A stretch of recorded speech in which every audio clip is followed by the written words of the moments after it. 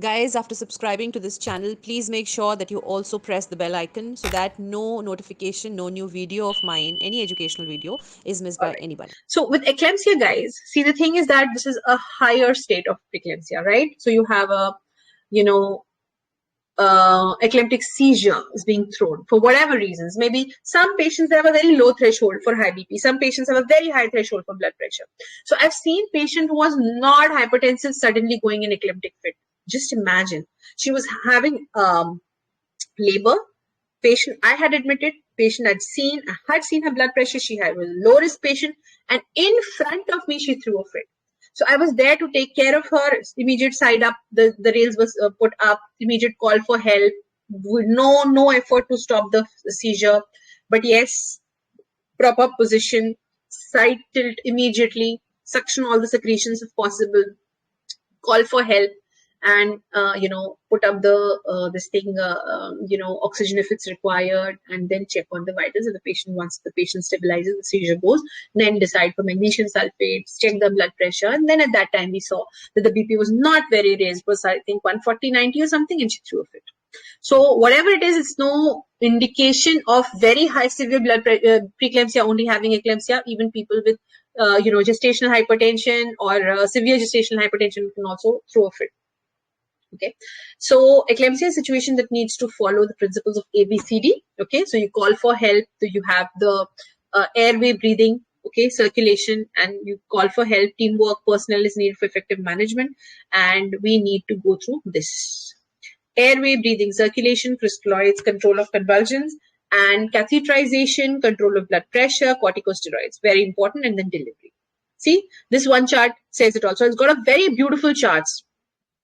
Okay, and then you have, of course, magnesium sulfate. Magnesium sulfate, which is, my God, I think magnesium sulfate is the reason why I'm calling it a very interesting and important topic, is because how to give magnesium sulfate should be on your fingertips. Okay, safest drug recommended as a first choice pharmacotherapy for eclampsia. Okay, and we usually go by 50% ampule, so that every ampule has 1 gram, because it's easy for dose calculation, right? So what do we do? This is a Pritchard regime. Pritchard regime, we take 4 grams, and I don't usually take the 20% solution. I usually go for the 50% solution. So I go for this 4 ampules given. Okay, this you will get, beta. This whole thing you will get in the live class recording. Okay, this whole thing you will get. Don't worry. Okay. Now, so the loading dose is 14 grams. That means 4 grams slowly is IV. Okay, you go very slow. You go for 15 to 20 minutes. 4 gram IV as a 20 ml solution. Now, can anybody quickly tell me how do we prepare this 4 gram solution? And I'm not bothered about whether it is 20% or what. I'm just bothered about that it should be a 20 ml solution, or it should be given very slow 15 minutes. It doesn't matter you've made a 50 ml solution or what. But how do you make this 20 ml? Can you tell me that? Because I've taught this. I think I've taught this many times. I've taught this in my classes. I've taught this in my live classes. I've taught them in my notes. Okay, and I even spoken in your class Viva. Yeah, please, somebody, quickly.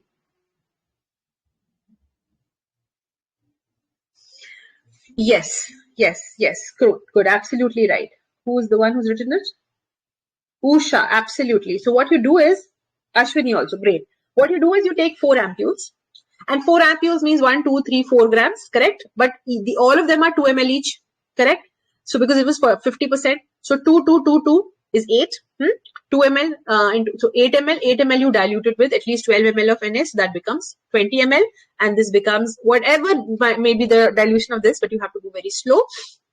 Okay, you go slow, you go by 15 to 20 minutes, or you take 10 to 15 minutes to give this this thing solution, because you're giving it IV.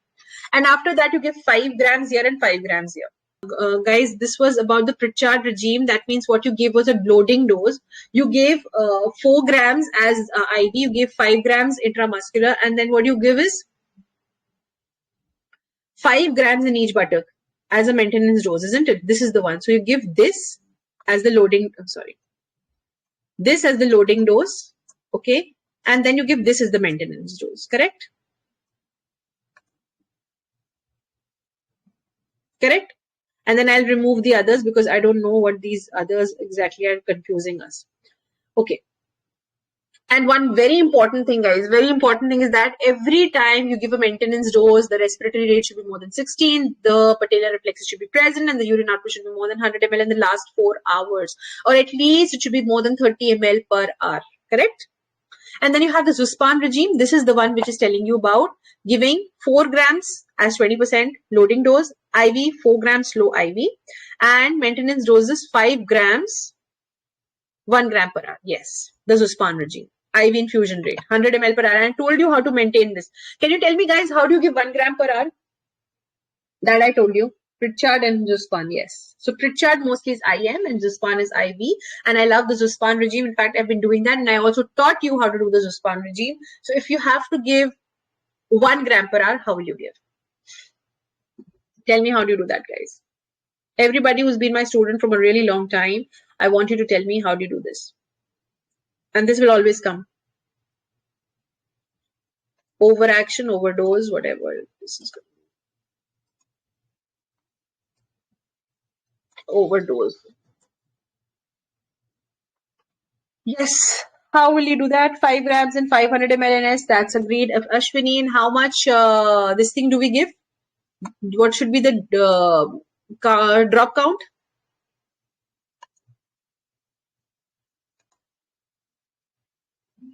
I taught you that as well, guys.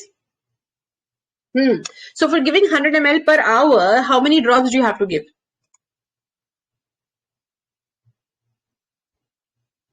You have to give around 20-25 drops, 20-23 drops per minute. Then it comes around 100 ml per hour. 20-25 drops per minute. No, not 10 to 20. No, not 10 to 15. 10 to 15 will be quite less. Okay.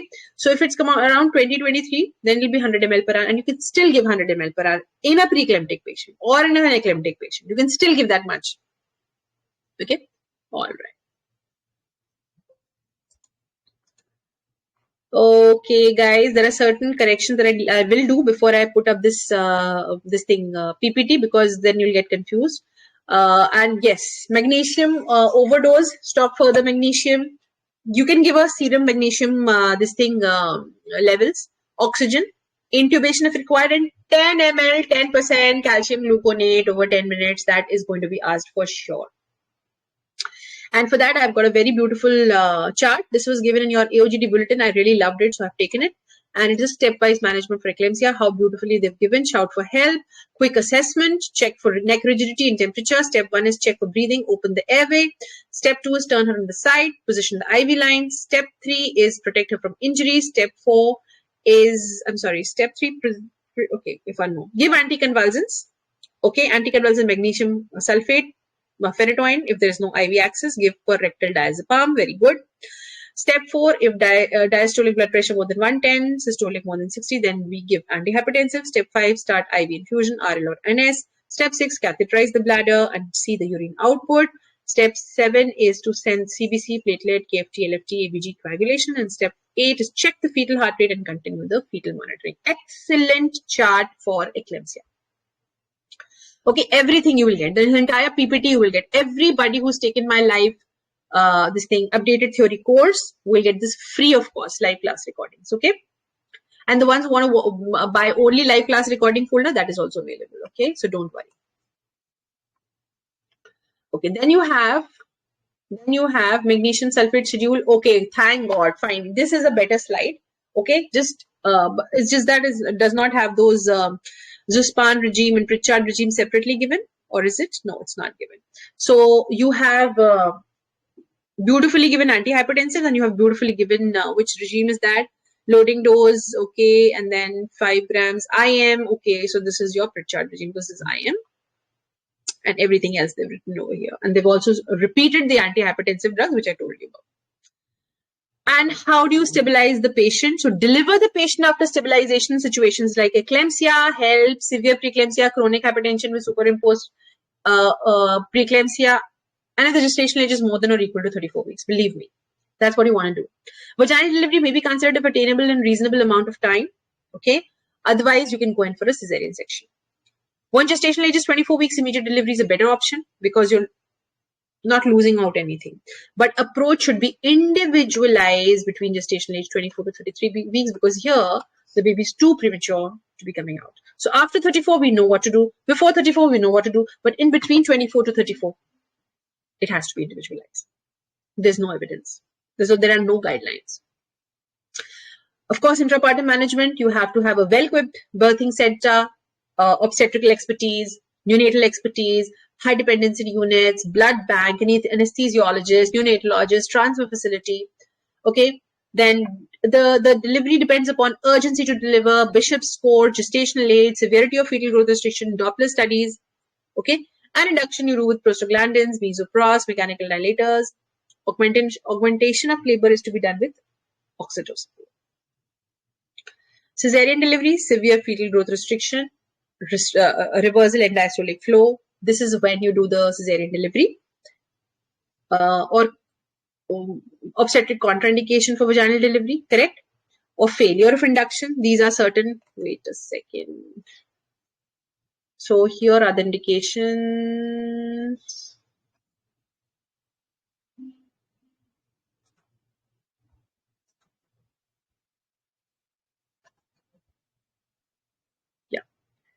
So these are few choices in which you would want to go for cesarean delivery. And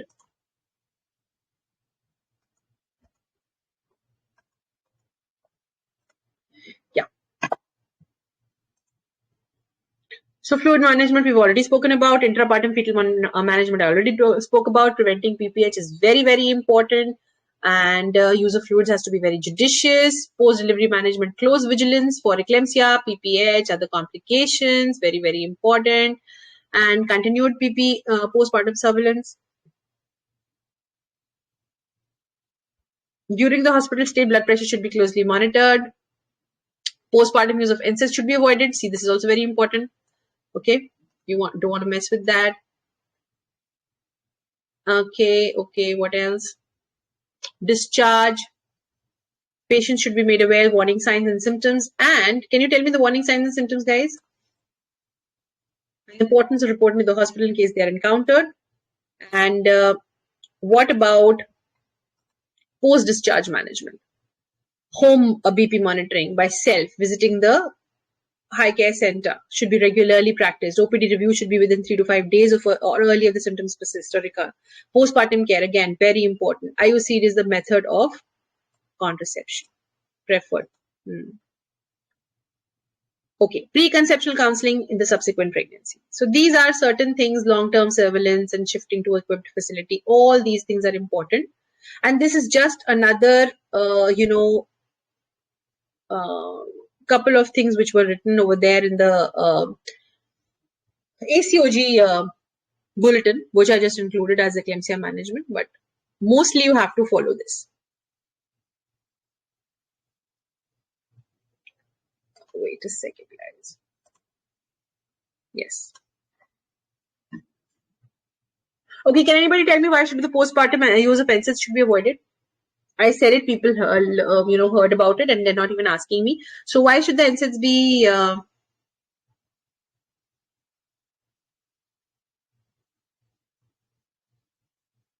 Lakshmi, please, can you please tell me what question are you trying to ask me? I'm not able to understand. Okay, I've already answered. Is it? Okay. Okay, Ashwini, thank you so much for answering. 25 is too high for cardiac arrest. I'll have to confirm that. I think it's 12 for diaphragm paralyzed and I don't know, 20 I think for cardiac arrest. Okay. Yes. So could somebody tell me why should NSAIDs be avoided postpartum? Okay, Kosiha, that's one answer. Tell me what? Tell me more. Why should you avoid NSAIDs? Absolutely. What else? And we're talking about eclampsia, correct? Very, very closely associated. These are already nephrotoxic. So NSAIDs have to be very, very sparingly given. And the problem with NSAIDs is that they are given at the time when you're already having a hemoconcentration, and the kidney is at a very high risk of being damaged, and with all these free radicals developing in the body. So NSAIDs is not the correct choice to be given, especially postpartum, because you have got very, very high chances of dehydration, hemoconcentration, and this thrombosis. So in every which way, NSAIDs are nephro and nephrotoxic also, and they cause damage to the capillaries, specifically that in renal capillaries. No, they don't increase the seizure threshold, not at all. All right, guys. So this was all about the latest, newer recommendations. These were the newer insights into, or the recent advances, I would say, in hypertensive disorders of pregnancy. Okay. Yes. See, guys, it's not a hard and fast rule, but I would say I will never ever take a person who is having severe preeclampsia or eclampsia for induction of labor, at least not for induction of labor. But the problem is that when they make these guidelines, and if they say that all patients of preeclampsia should be taken up, or all patients with severe preeclampsia or eclampsia should be taken up for cesarean section. So even those patients who might have a very good chance at delivering normally, or the ones who might have already been in labor or have a very good cervix, will be the sufferers. And if you make such recommendations, then it is followed left, right, and center. And this is sometimes even abused, and you'll see a sudden increase in the rate of cesarean sections, which is why they have to be very, very scrupulous before putting it down in the as black and white in the recommendations. That's the idea. Okay. Now,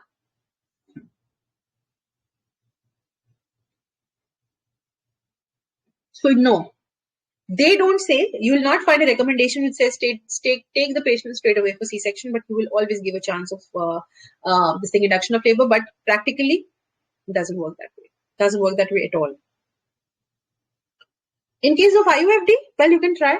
See, IUFD, one thing is for sure, that the placenta has stopped working somewhere, and such a patient might or might not have a bad, or such a severe preeclampsia, such a way. But yes, if it's an IUFD, you will definitely go in for a trial of normal delivery, and you will not do a cesarean section for an IUFD. Unless, and of course, if the patient has APH and the hemodynamics are deranging. Yeah. If you do not, if you are giving magnesium sulfate, you have to induce the patient.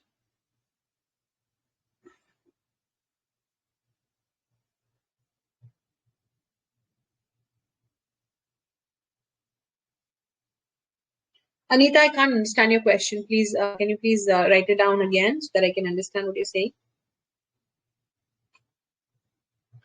Yeah, please, guys. I'm ready for your questions. I would love to have questions from you. I'm really enjoying you answering to you. So please let me know if you've got further questions, and I can just stop the recording.